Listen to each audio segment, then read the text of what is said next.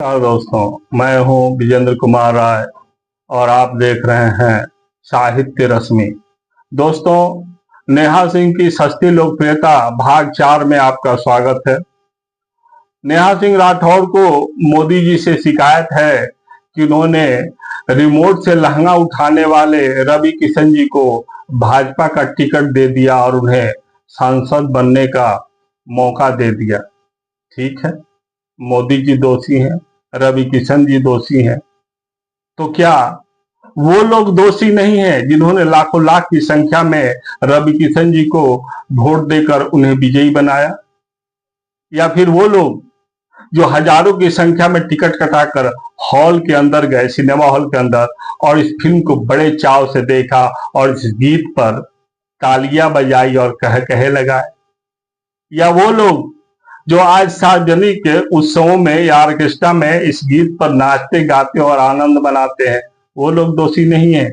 या फिर वो अभिनेत्री जो रवि किशन जी के साथ नृत्य कर रही थी, वो बड़े शौक से हंस हंस के अपना लहंगा उठवा रही थी, तो क्या वो दोषी नहीं है?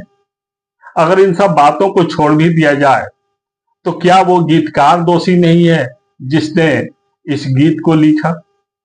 या फिर वो फिल्मकार जिसने इसकी पटकथा लिखी और कहानी के मध्य में उस सिचुएशन को क्रिएट किया जिसके तहत इस गीत को फिल्माया गया, वो दोषी नहीं है?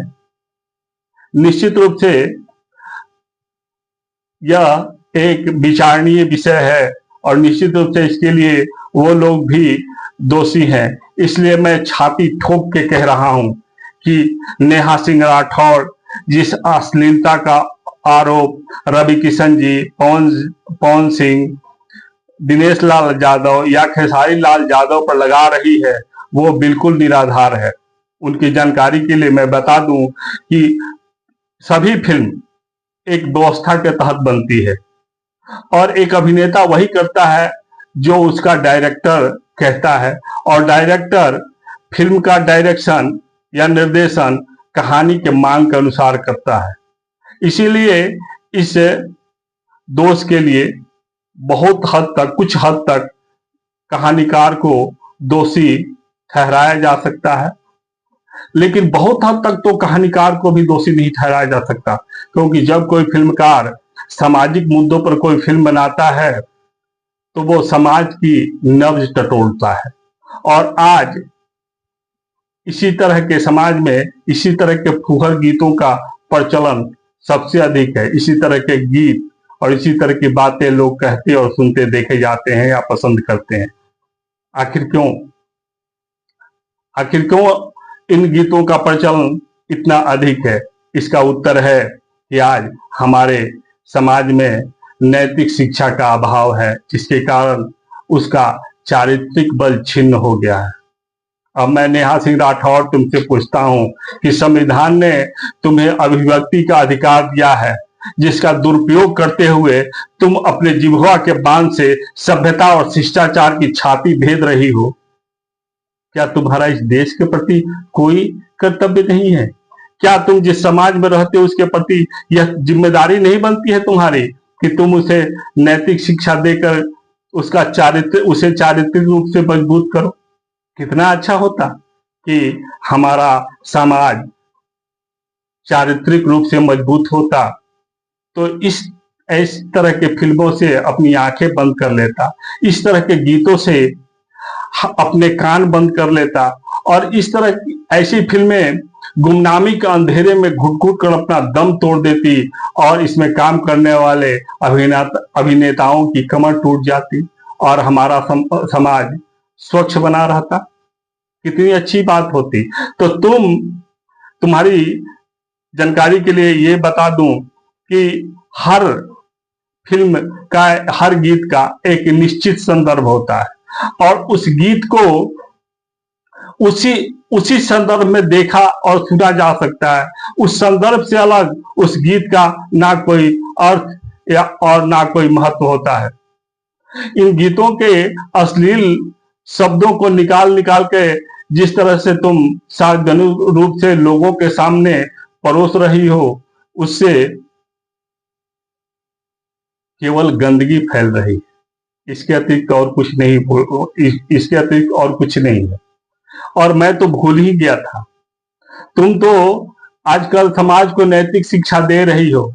आज कल जो तुम्हारा चलता फिरता टीवी डिबेट का कार्यशाला है, उसमें तुम खूब लोकप्रिय हो रही हो। और तुम्हारा प्रवचन भी, जब तुम कहती हो कि कब देबू, कहाँ देबू, कैसे देबू, कब डाली, कहाँ डाली, केंगट डाली, डाले ला तैयार बानी, चोलिया के खोलिया, या फिर गोदी में लेके मत खोदिए जीजा जी, इन सब बातों से लोग तुम्हारी खूब वाहवाही हो रही है और तुम खूब लोकप्रिय हो रही है। लेकिन एक बात मैं बता दूं कि भोजपुरी की सफाई के नाम पर जिस तरह से अश्लीलता का वातावरण तुम सृजित कर रही हो, उससे इस समाज का बहुत कुछ भला होने वाला नहीं है।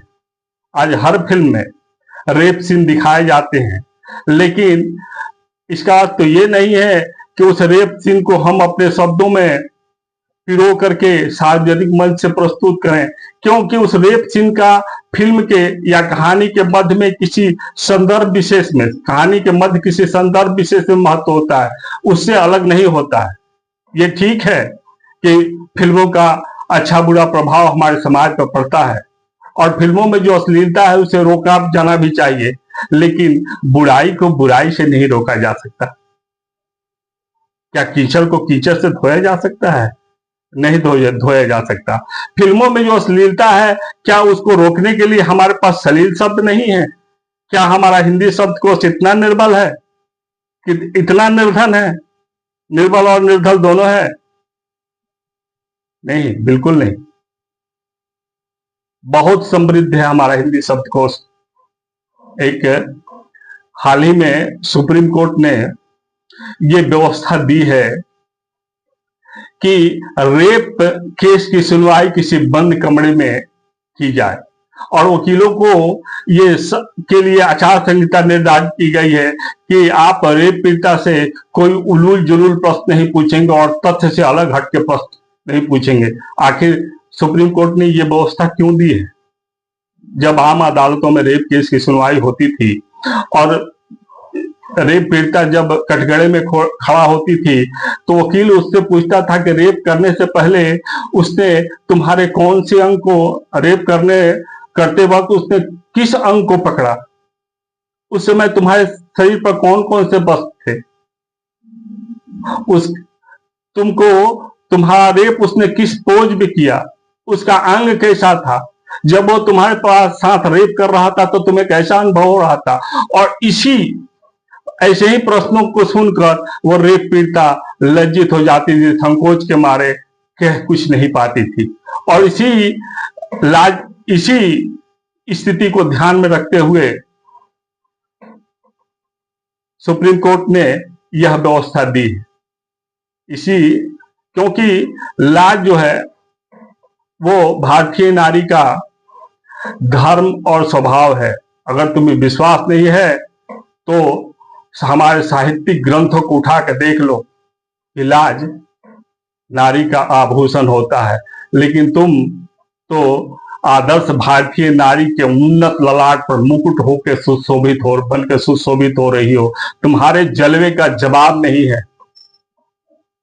ऐ अंदाजे बेबाक की मलिका, तुम्हारी आवाज जनहित की आवाज नहीं बल्कि स्वयं के हित की आवाज है। और तुम अपनी सस्ती लोकप्रियता की वासना में इस कदर अंधी हो गई हो कि तुम्हें उचित अनुचित जायज नाजायज का कोई ख्याल नहीं है और इससे तुम्हें कुछ हासिल होने वाला नहीं है। तुम भाजपा नेताओं पर इतनी तीखी टिप्पणी करती हो, लेकिन कभी सोचा है कि वो लोग तुम पर कोई टिप्पणी क्यों नहीं करते?